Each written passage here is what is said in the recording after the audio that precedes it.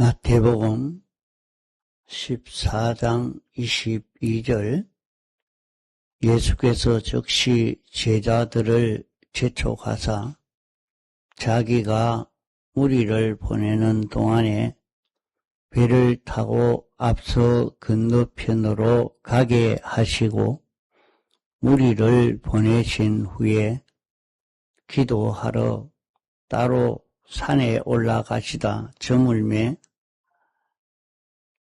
거기 혼자 계시더니 배가 이미 육지에서 수리나 떠나서 바람이 거슬림으로 물길을 인하여 고난을 당하더라.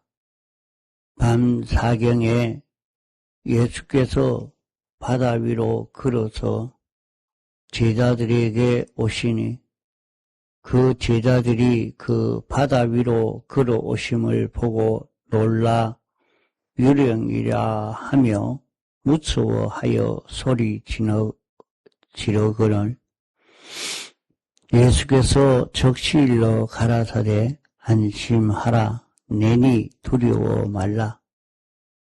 베드로가 대답하여 가로되 주여 만일 주시어던 나를 명하사 물 위로 오라 하소서 한데 예.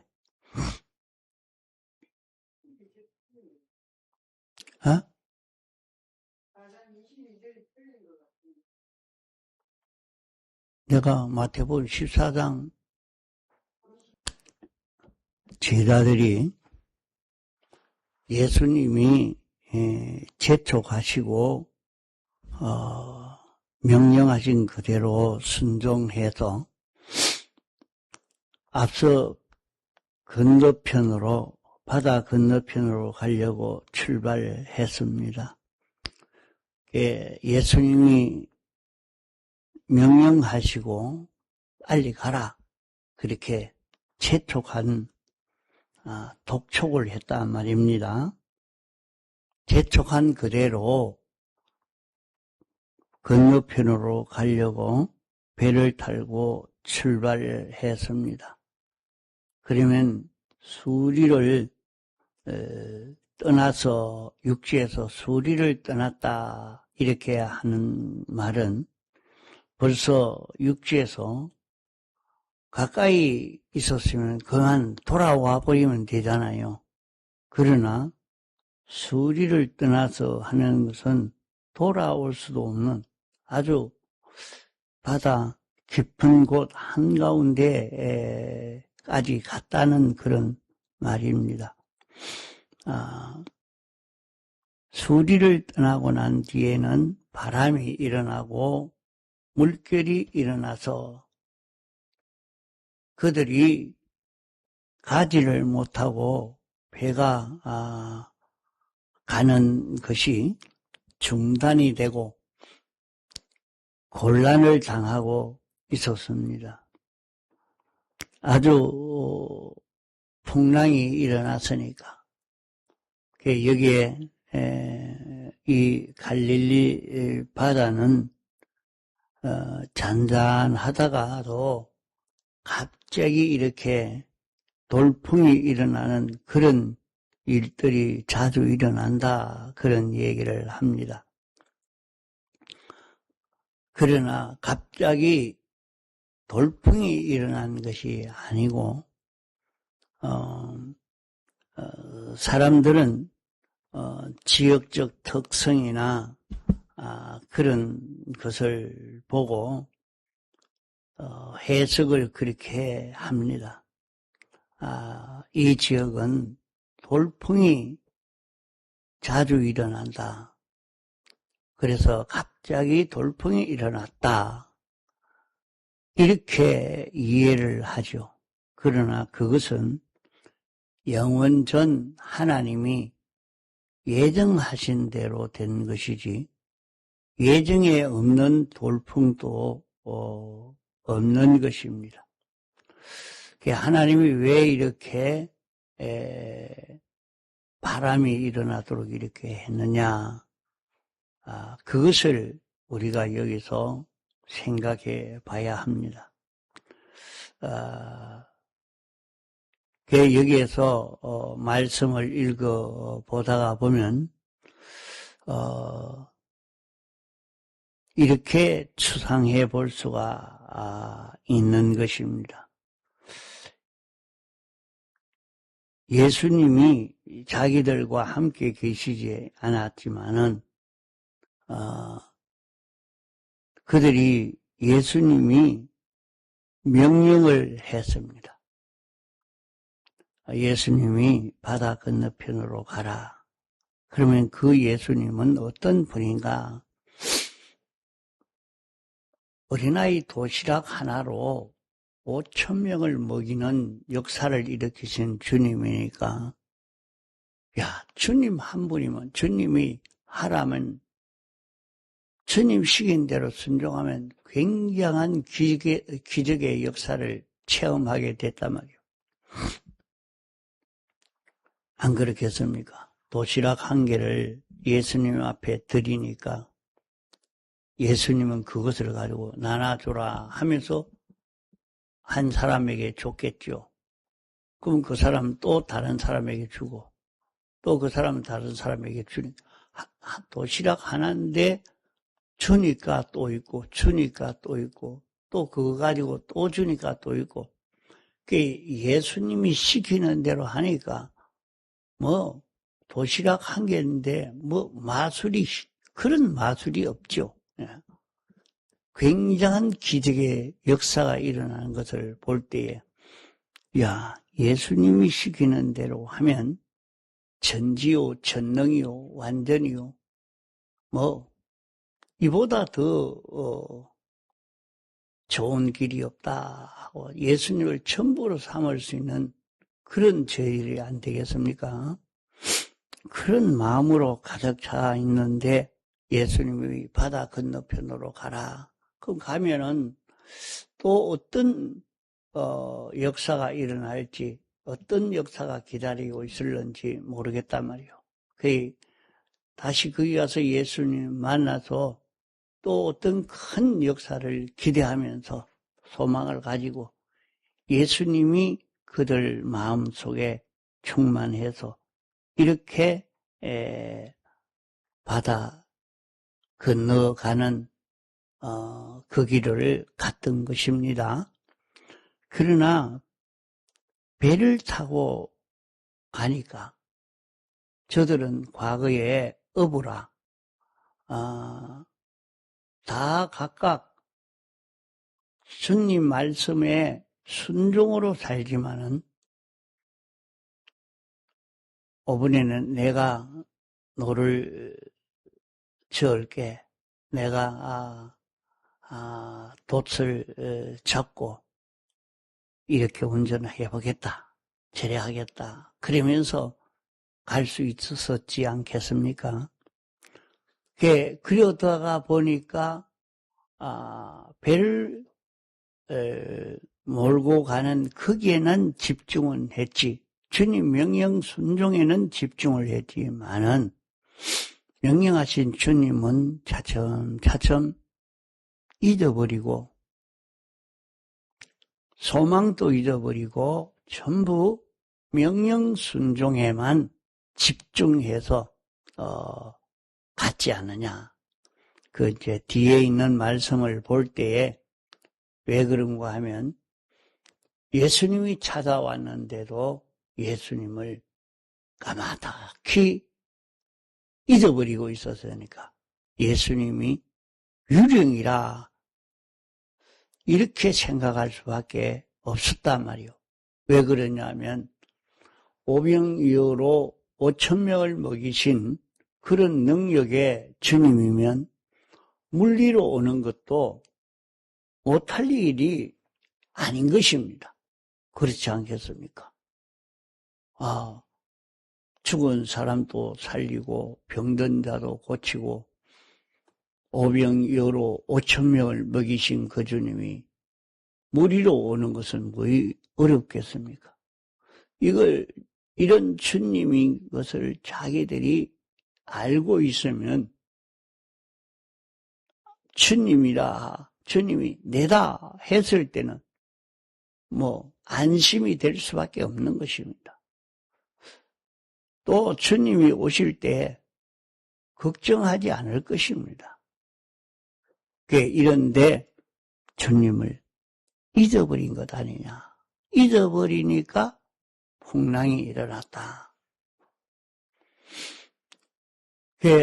주님은 잊어버리고 명령 순종에만 열중을 하는데 명령 순종을 아무리 열중을 해도 주님 잊어버리니까 주님이 없으니까 그 속은 어떻게 되느냐.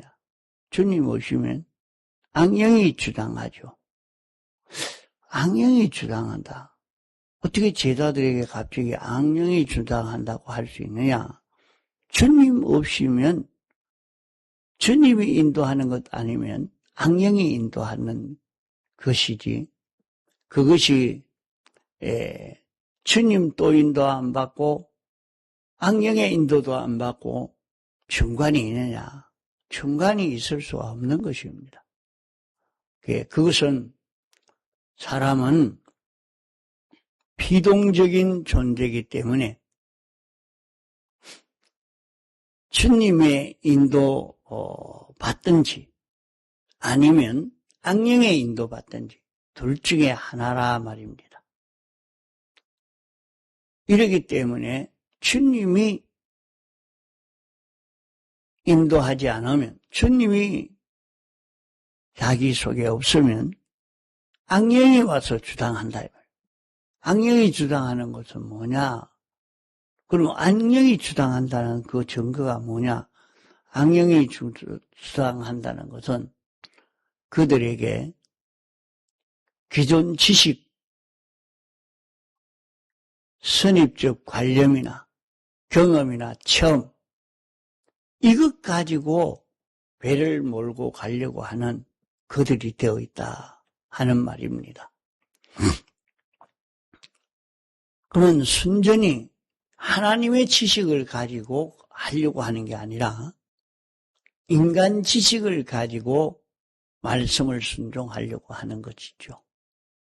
또 그 원리를 다르게 적용해 보면 다 같이 밭을 갈고 매를 갈고 있는데 하나는 데려감을 당하고 하나는 버려둠을 당했다 말씀했죠. 그러면 그와 같이 다 같이 이렇게 배를 몰고 가지만은 그 속에 주님이 없고 자기의 주관과 경험과 체험이 배를 끌고 가고 있는 말씀을 순종하고 있는 이런 걸음이라 이 말입니다. 그러니까 하나님의 능력의 역사가 여기에 중단이 된 것입니다. 오늘날 우리도 풍랑이 왜 일어나느냐? 말씀을 내가 순종을 안 한 것 아닌데 내가 말씀대로 순종하고 산다고 했는데 말씀을 떠나가지 안 하고 말씀 순종하는 걸음을 내가 걷고 있었는데 왜 풍랑이 일어나느냐? 이렇게 참 고민이 되어서 이 길이 맞지 않는가? 내가 길을 잘못 들었는가? 고민할 수 있는 그런 형편이라 말이요. 그렇지 않겠습니까? 하나님 말씀대로 내가 순종하고 있는데 어려움은 닥치고 말씀대로 순종하는 데에 돕는 역사가 나타나는 것이 아니라 많은 방해와 어려움에 고난의 역사가 닥쳐오니까 이거 무슨 일이냐? 이거 뭐냐? 왜 이렇게 생겨졌느냐? 이 고민할 수밖에 없습니다. 그러나 그 걸음에 고난이 찾아온다고 해도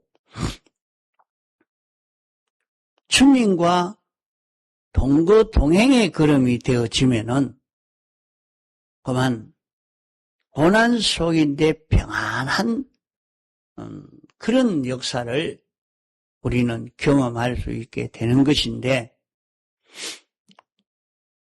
그런 고난의 그 풍랑을 만났단 말이죠. 풍랑을 만났을 때에 주님이 찾아오니까 유령이라고, 유령으로 뭐 놀라 기절할 판이라 말이죠. 왜 주님이 찾아오면 반갑고 기쁘고 그렇지 않고 놀라 기절할 만큼 되었느냐. 이게 속에 주님이 없기 때문에 주님 모시고 사는 그 길이 죽는 길처럼 그렇게 느껴지게 됐단 말이죠.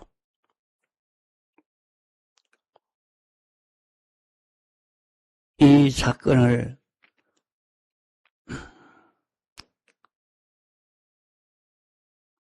만들었고 성경으로 기록해서 우리에게 주신 것은 주님이 이런 기적의 역사를 행했다 하는 그것을 가르쳐 주려고 한 것이 아니라, 여기에서 우리가 구원을 이루어가는 신앙걸음을 어떻게 걸어갈 것인가, 하나님 말씀대로 지켜 행하는데 여기에 폭풍이 일어나면, 어려움이 생기면 어떻게 걸어갈 것인가, 그것을 우리에게 가르쳐 주고 있는 말씀이라 하는 것입니다. 그래서 이 속에 그 이치를 찾아서 깨달아 가려고 애를 써가야 합니다. 그러면 이는 주님을 잊어버려서 그렇다. 주님을 잊어버리지 않고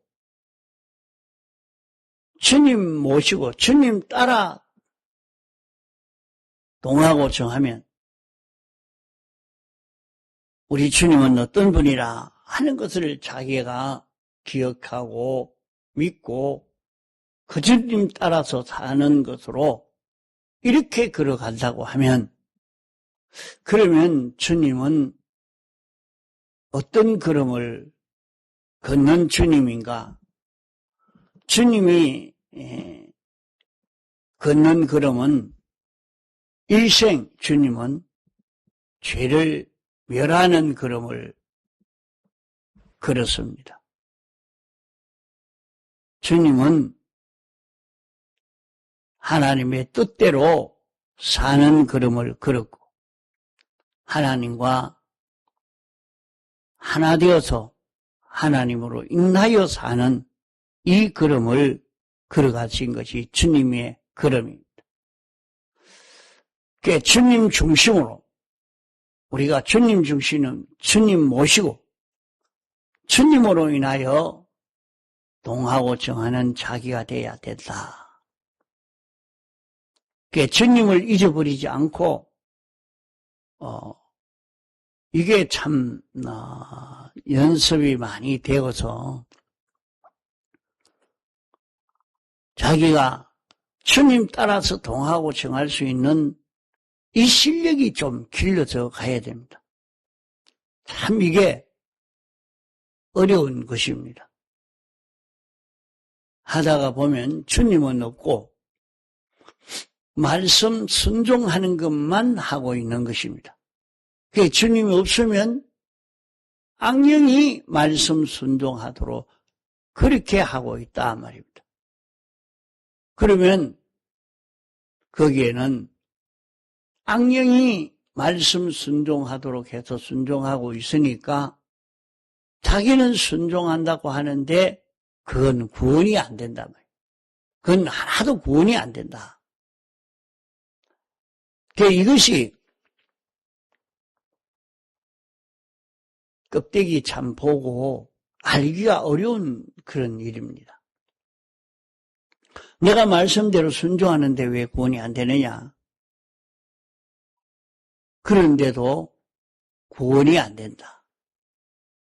우리가 세상에서 사는 것은 구원을 이루어가는 이 일은 기본 구원은 전적 하나님의 은혜로 구원을 우리가 받았습니다. 우리 노력으로 이루는 구원이 아닙니다. 전적 하나님의 은혜로 이 구원을 얻었지만은 오늘 우리가 이루어 가려고 하는 구원은 마음과 몸의 기능 구원을 이루려고 이렇게 신앙생활을 하는 것입니다. 마음과 몸의 기능 구원을 이루어 간다 하는 것은 내 마음과 내 몸이 주님을 모시고 주님으로 인하여 움직여지는 요것을 연습하고 요 실력을 길러가는 요 걸음을 걸어가려고 하는 것이 오늘 우리의 신앙 걸음이라 말입니다. 그렇지 않고 말씀대로만 사니까 구원이 이루어진 줄로 생각하고 가는 그것은 그만 율법주의로 사는 자기가 되고 맙니다. 율법주의로 율법만 지키면 말씀대로만 하면 구원이 되는 거 아닙니다. 우리가 이룰 구원은 그 구원이 아니라 우리는 주님으로 인하여 움직여질 수 있는 자기가 되느냐? 주님으로 인하여 움직이는 것이 아니고 내 기존 지식으로, 내 주관으로, 내 경험과 체험으로만 걸어가는 걸음인가? 우리는 자기 속에 주님이 와서 역사하는 이 역사를 따라갈 수 있는 자기가 되도록 자꾸 요 연습해서 이 실력을 길러가면 마치 말이죠. 어린 아이가 이제 태어나서 손을 움직이는 연습을 하고 입을 움직이는 연습을 하고 귀로 듣는 연습을 하는 것처럼 말이죠. 우리도 세상을 살면서 이 연습, 이 실력을 길러가야 하는 것입니다. 보는 연습, 듣는 연습, 말하는 연습, 우리가 모든 언행심사를 주님으로 인하여 움직이는 것, 영생하는 생명으로 인하여 움직이는 것. 어떻게 그렇게 움직입니까? 주님으로 인하여 움직이는 것. 내가 생각해보고 주님이 어떻게 하라고 하시는가. 주님이 자기 마음에 와서 일으키는데 요것을 참 구별하는 것이 참 어렵습니다. 연습을 해야 하는데 여기에도 분명히 주님이 저들에게 찾아오신 요 상태, 그것을 여기서 좀 잘 구별해 가야 합니다. 주님이 무리로 오셨단 말입니다. 무리로 걸어오실 때에 주님이 없는 저들이 되니까 그만 예수님을 물귀신으로 알고 놀라 기절할 만큼 될 때에 그만 주님이 안심해라, 내다 이렇게 했습니다. 안심해라, 내다. 그러면 안심해라, 내다 하는 그것이 만약에 물귀신이 안심해라, 내다 이렇게 했다면 어떻게 되겠습니까? 더 놀라 기절할 것 아닙니까?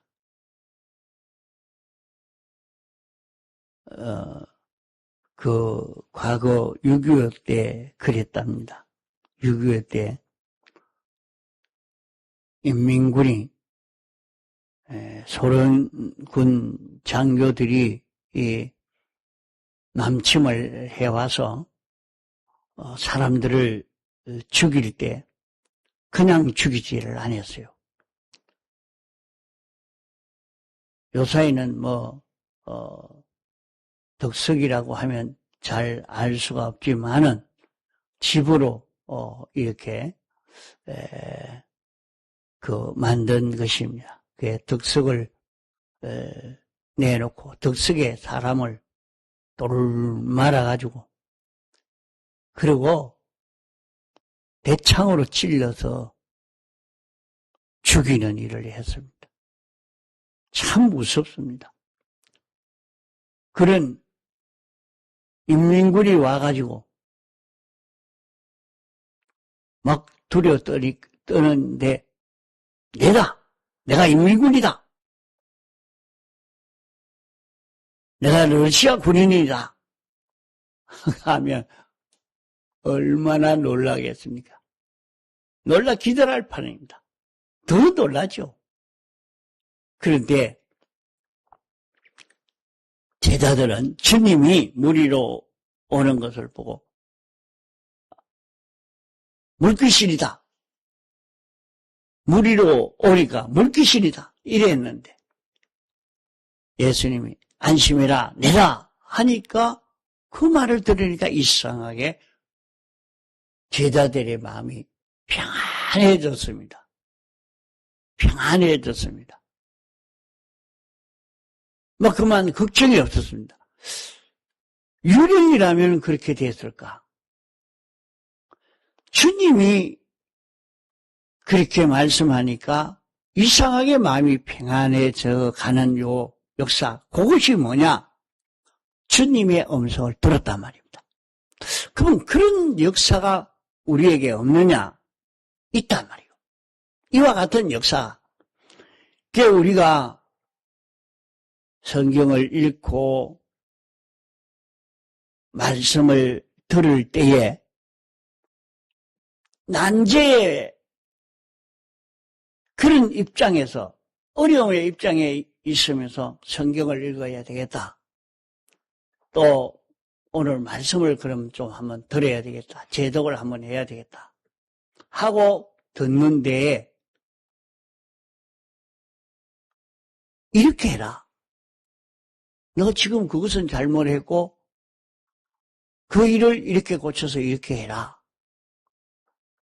이것이 진리의 길이다 하는 그런 것이 자기가 느껴졌는데 뚝 느껴지는데 말씀을 듣다가 말이에요. 아, 그 길이었구나. 아멘. 이렇게 되어져 간 때가 있단 말이에요. 그 말씀을 들을 때 듣고 보니까 아, 참 맞다. 내가 그렇게 살지 않아서 그렇구나. 아멘. 내가 이제는 이 말씀대로 이렇게 살겠습니다. 이런 마음에 각오, 작정하는 요게 있단 말이에요. 그럴 때 마음이 어떠세요? 불안합니까? 그럴 때 마음이 불안하지 않아지요. 평안하고 기쁘고 용기도 한번 생겨지고 예, 주님 내가 이제는 이렇게 살아보겠습니다. 내가 이거 고쳐보겠습니다. 그런 마음이 생겨진다 이 말입니다. 그게 주님이 찾아오신 것입니다. 그저 자기 생각으로 나타나는 것이 아니고 주님 생각이란 말이에요. 주님이 와서 자기에게 명령하신 것이란 말이에요. 그래서 주님이 내 마음에 와서 내게 이렇게 권면하는 일이 있을 때는 이렇게 마음이 불안하지 않고 평안한 기쁜 그것이 자기에게 일어나는 요 현상이 나타날 것을 말씀하는 것입니다. 얼마나 평안하냐? 베드로가 물 위로 뛰어내리면 빠져 죽지. 살겠습니까, 사람이? 그런데 선생님, 만일 선생님이면 나를 무리로 오라 하십시오. 그럼 나도 무리로 가겠습니다. 이랬단 말이에요. 무리로 뛰어내릴 만큼, 그런 무리로 뛰어내려서 무리로 걸어갈 수 있는 만큼 그렇게 담대하게 되어진 그것이 거기에서 나온 것이란 말이에요. 자, 그래서 많은 것을 또 배우면 다 못하고, 내 마음에 주님이 찾아오는 것은, 주님이 내게 찾아오는 것은 무엇이냐? 주님의 음식이 뭐냐? 그것을 찾아서 깨달아 가도록, 이걸 찾아서 주님 모시고 사는 연습을 한번 해보도록 이렇게 해봅시다. 오늘 하루도 이렇게 해서 이 구원을 이루어 갈 수 있는 우리가 되도록 하시기 바랍니다. 통성으로 기도하시다가 자유하시겠습니다.